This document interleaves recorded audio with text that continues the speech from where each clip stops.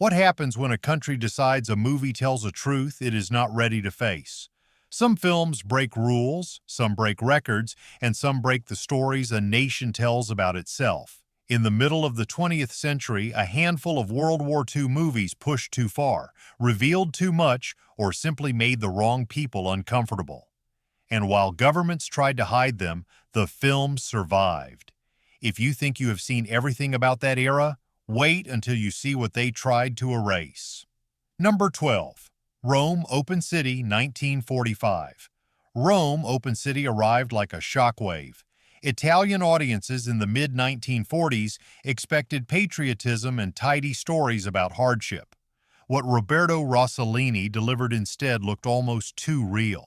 He shot it in ruined streets using leftover film, non-professional performers, and the raw energy of a country still breathing smoke. The story followed ordinary people living under occupation.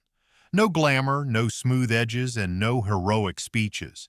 It showed betrayal, fear, exhaustion, and the small acts of courage that never made it into official history.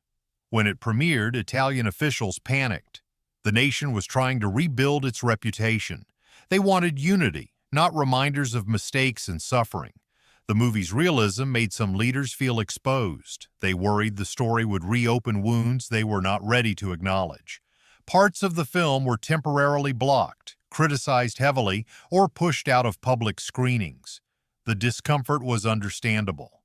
Rossellini had created a portrait of a city torn apart, not a polished tale of victory. Yet the very thing that made it controversial turned it into a landmark. Rome Open City forced viewers to see what war looked like when the camera refused to lie. It became a foundation of modern film realism, proving that truth can be louder than censorship. Number 11. The Great Dictator, 1940. When Charlie Chaplin made The Great Dictator, he aimed a spotlight at cruelty long before the world fully understood what was happening. The film was a bold move, blending humor and sharp commentary. Chaplin played two roles. One was a gentle barber, the other a power-hungry ruler.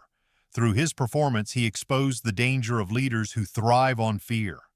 It was daring to challenge such figures publicly during that era, especially with tension rising across Europe. The response inside territories controlled by the regime being portrayed was immediate. The film was banned entirely. Anyone caught distributing it faced serious trouble. Officials claimed it was disrespectful. The truth was simpler.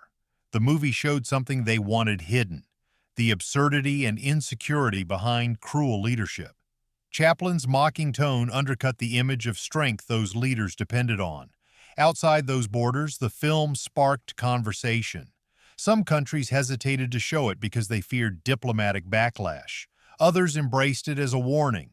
By the time the war expanded, The Great Dictator was being remembered as one of the earliest major pieces of resistance on screen.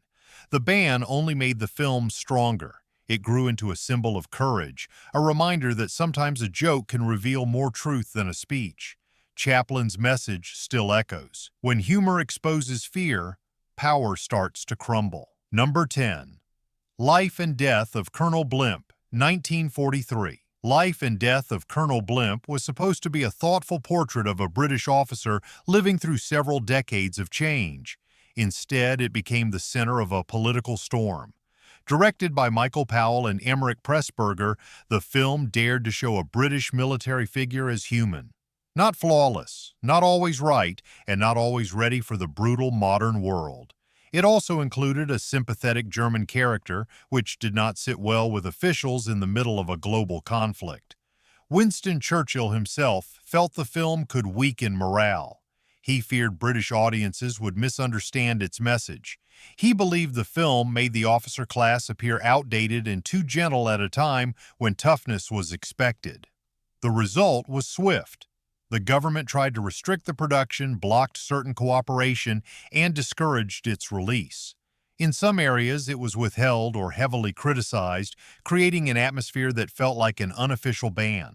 Despite the obstacles, the movie eventually reached audiences and earned respect for its honesty.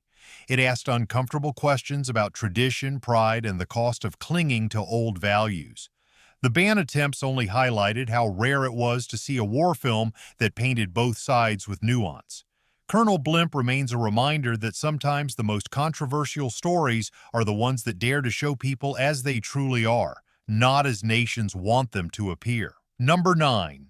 Army of Shadows, 1969. Army of Shadows was not banned globally, but it was effectively buried in its own country. Released in France in the late 1960s, the film focused on the French resistance. That may sound heroic on the surface, but the movie did not follow the glowing legend France had built after the war. Instead, it showed the internal strain, the moral ambiguity, and the painful choices made by ordinary people trapped in extraordinary danger. The timing could not have been worse. France was dealing with political turmoil. The government wanted unity and pride. A movie that questioned the heroic myth of the resistance felt like a challenge to national identity. As a result, officials and broadcasters gave it almost no support. It was screened in limited spaces, avoided by major critics, and essentially erased from mainstream view. Many audiences did not even know it existed, but those who saw it recognized something rare. Director Jean-Pierre Melville captured the quiet dread of living under constant threat. His characters were not polished heroes. They were tired, cautious, and often conflicted. That truth made the film too honest for comfort at the time. Decades later, Army of Shadows was rediscovered and praised as one of the greatest films about resistance. The ban-like suppression only proves that nations sometimes hide the stories that reveal their most complicated truths. Number 8. Fires on the Plain, 1959. Fires on the Plain pushed boundaries before modern media standards even existed. Directed by Kan Ichikawa, the film followed a soldier wandering through the final days of Japan's involvement in the war. Instead of glory, it showed desperation. Instead of victory, it showed collapse. The tone was bleak. The landscapes looked like a world drained of hope. Many scenes were quiet, but the silence only made the struggle feel heavier. Japan in the late 1950s was focused on rebuilding, restoring pride, and moving forward. A movie showing soldiers exhausted and broken did not fit that narrative. Officials said the film was too grim. They worried it would damage morale and discourage national pride. It was not officially banned everywhere, but it was restricted, pulled from several screenings, and discouraged in certain regions. The pressure made it nearly invisible for some time. Yet the film's honesty is what gives it power. It does not exaggerate. It does not turn hardship into entertainment. It simply holds the camera steady while people face impossible conditions. Critics later hailed it as one of the most daring anti-war films ever created. Fires on the Plain proves something simple.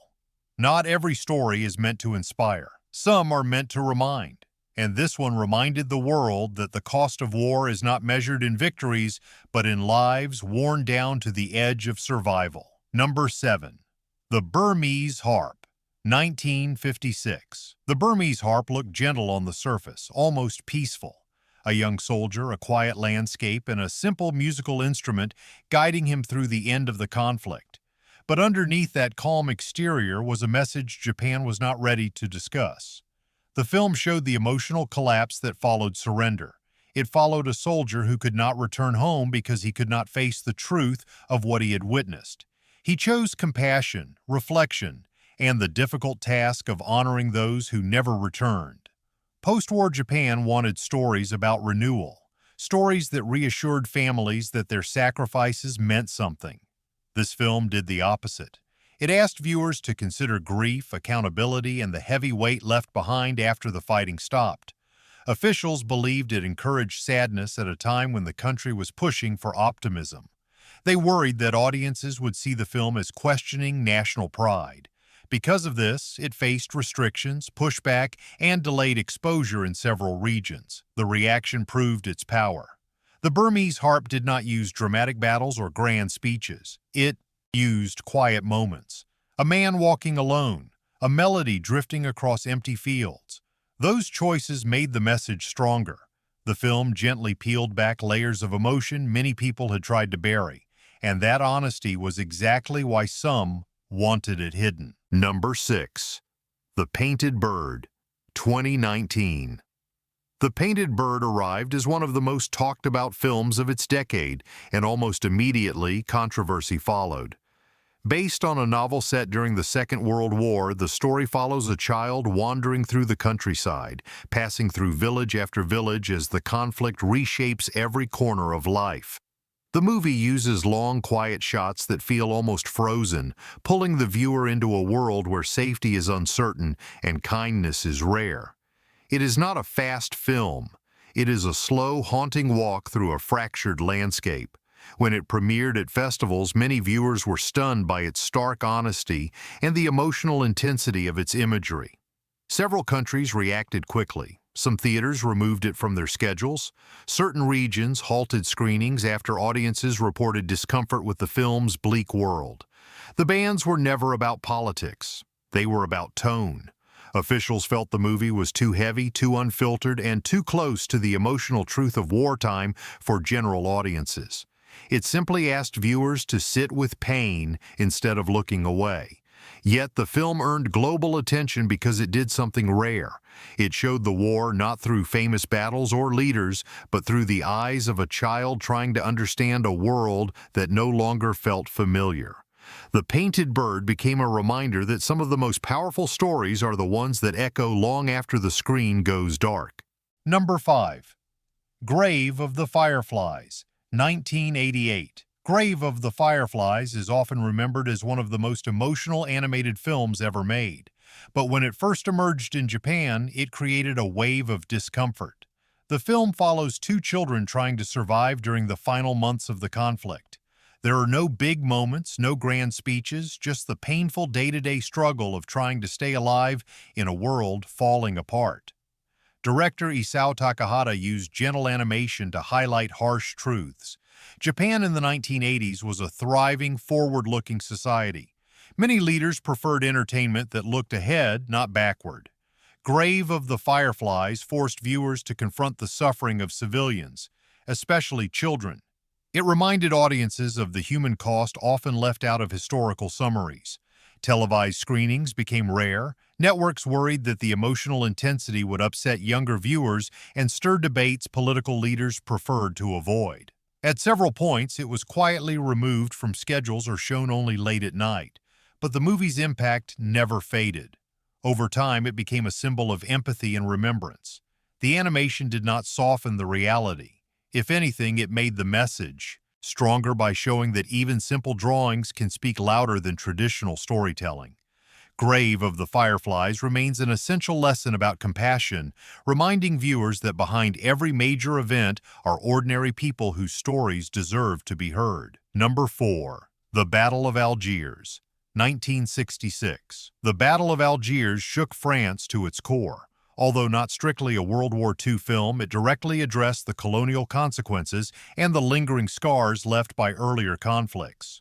Shot in a realistic style that resembled news footage, it followed both sides of a tense uprising. The movie did not choose heroes. It showed how everyday people struggled to navigate fear, loyalty, and survival. Gillo Pontecorvo delivered something so authentic that many viewers believed they were watching real events unfold. France was still dealing with the fallout of earlier losses and political pressure. Leaders believed the film would reopen public pain and spark debates they were not ready to manage. It exposed the uncomfortable truth that conflicts are never clean and that leaders sometimes rely on harsh tactics to maintain control. The film was promptly restricted across France for several years. Screenings were discouraged, official support vanished, and the movie existed almost like an underground secret. Ironically, the same realism that frightened European officials gained admiration elsewhere. The film was studied in different countries as a lesson in strategy and social tension. Its influence spread far beyond cinema. By trying to hide the Battle of Algiers, officials only amplified its status as a groundbreaking work. Today, it stands as a reminder that storytelling can challenge power more effectively than any speech. Number 3. Let There Be Light, 1946. Let There Be Light was created for a simple purpose. The United States Army wanted a film to show returning service members receiving care and support. They expected something encouraging that reassured families across the country. Instead, director John Huston turned his camera toward the emotional wounds that many preferred to ignore. He captured quiet struggles, fear, hesitation, and the slow process of recovery. Instead of triumph, the film revealed vulnerability. Officials immediately realized they had a problem. They believed the footage would discourage new volunteers, raise difficult questions, and shift public focus away from pride toward concern. They decided the film was too honest. It was locked away, withheld from public viewing, and kept hidden for decades. Only a small group of people knew what the film showed. It became a strange legend whispered about but never widely seen. When it was finally released in the 1980s, audiences realized how far ahead of its time it had been. Huston filmed with empathy, patience, and respect. He showed that recovery is not instant and that emotional strength takes time. The band proved how important the movie really was. Let There Be Light offered a rare, unfiltered look at the cost of returning home, highlighting a truth that many families lived but few officials wanted shown. Number 2. La Grande Illusion, 1937. La Grande Illusion is one of the earliest films to be banned by a major 20th century government. Directed by Jean Renoir, it told the story of captured soldiers during the first global conflict, but the message reached far beyond one era. The film suggested that class and humanity mattered more than nationality. Officers from opposing sides shared respect, culture, and even friendship. That message directly challenged the values of groups trying to encourage division. When the film reached territories controlled by the rising powers of the 1930s, it was immediately labeled dangerous. Leaders feared that its message would weaken public unity. They did not want audiences to see opponents as human or relatable. The film was seized, hidden, and nearly lost for decades. Many prints disappeared, and for a long time people believed the original version had vanished completely. But the film had already left its mark. Viewers outside those restricted zones praised it for its emotional depth and its hopeful belief in shared humanity. Eventually, a surviving print was discovered far from its origin, proving that stories have a way of escaping even the strongest attempts to silence them. La Grande Illusion remains a reminder that art can outlast fear and that some ideas cannot be buried forever. Number 1. All Quiet on the Western Front, 1930. All Quiet on the Western Front terrified the authorities of its time. Released between two major global conflicts, the film portrayed the emotional collapse of young soldiers pulled into chaos. It focused on fear, confusion, and the quiet moments between battles. The story followed a group of classmates who believed they were stepping into glory, only to face harsh reality. The film was powerful because it stripped away every illusion and showed the human cost behind patriotic speeches. In the early 1930s, certain groups wanted to rebuild national confidence and prepare society for new ambitions. They depended on proud narratives, not honest ones. When the film debuted in some countries, organized groups disrupted screenings. They set off distractions, shouted, and created chaos until officials banned the film completely. Leaders claimed they wanted to protect public order. In reality, they wanted to protect a myth.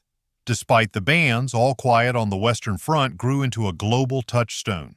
Audiences who managed to see it recognized its importance. The film became a warning, a reminder that enthusiasm for conflict often ignores the people who must endure it.